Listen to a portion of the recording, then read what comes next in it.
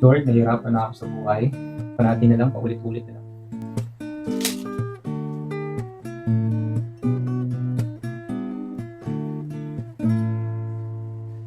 Ano to, Lord? Worthy ba ako nito, Lord? Dapat ba ako? Mahal na mahal kita. Suka.